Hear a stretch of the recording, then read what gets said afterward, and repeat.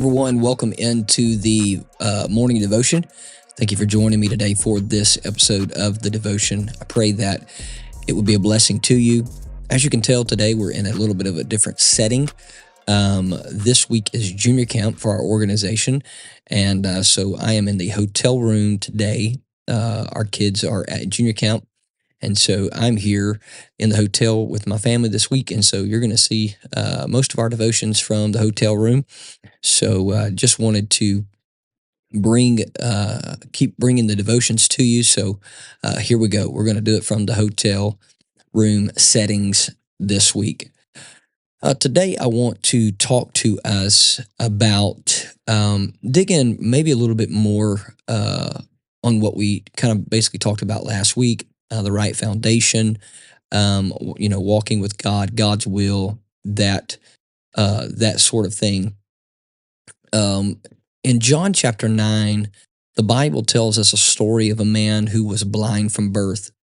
And this man, Jesus saw him, and when he saw him, the disciples asked Jesus, said, "What is the reason this man's blind? Is it because of his family's sin? Is it because of sin in his life?"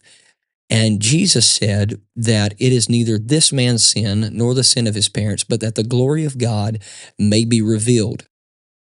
And so Jesus stoops down, he spits in the clay, he creates a paste, if you will, and smeared it on the man's face, and told him to go wash in the pool of Siloam, which was approximately 2 to 4 miles from the place where Jesus healed or initiated the healing, the miracle.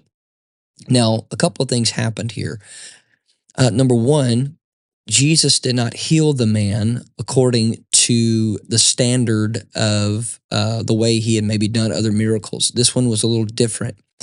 And matter of fact, some might even say that this miracle and the standard in which it had happened took place in a way that maybe would hinder more of the miracle than anything. Because number one, he smeared mud on his face.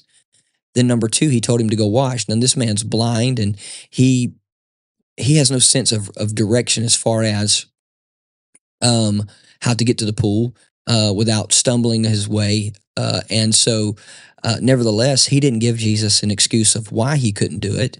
He simply went. He simply went and got a miracle. Well, then the next thing that happens after the complexity of him getting there, he gets back, he can see, and the religious people are wanting to know how it happened.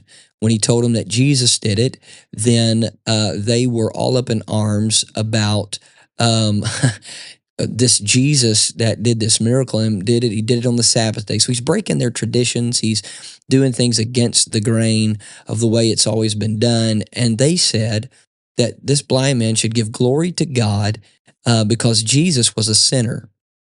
Well, what they failed to realize was that Jesus was actually God robed in flesh standing before them.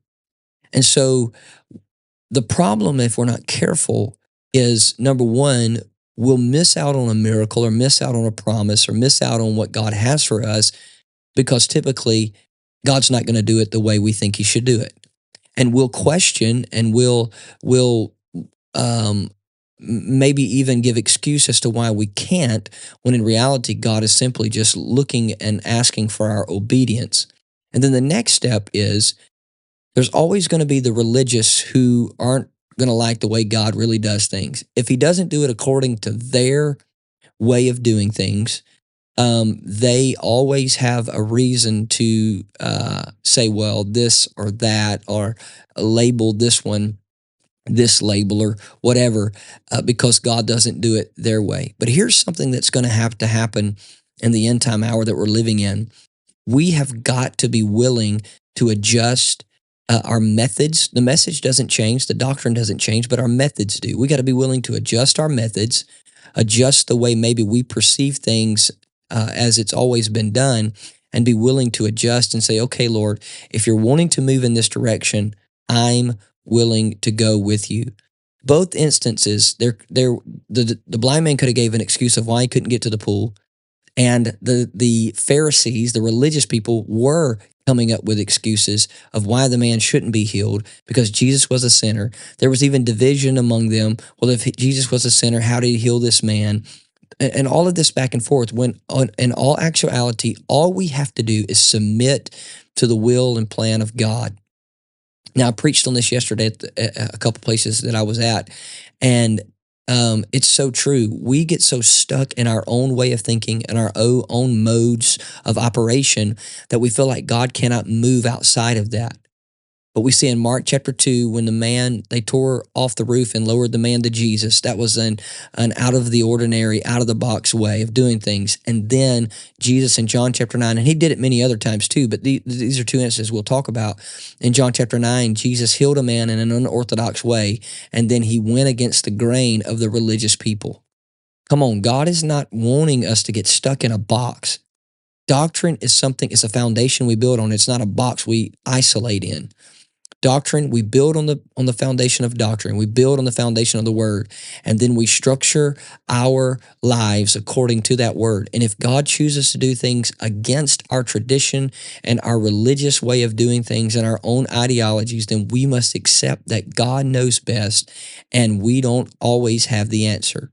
So today, I want to encourage you, get out of the box. If you're stuck in a mode of thinking in one way or another, get out of that box and let God lead you and direct you according to his word, and always leave room for the unexpected, because God always operates in faith, and he's going to probably do it in the way you don't expect him to do it. Well, until tomorrow, God bless you.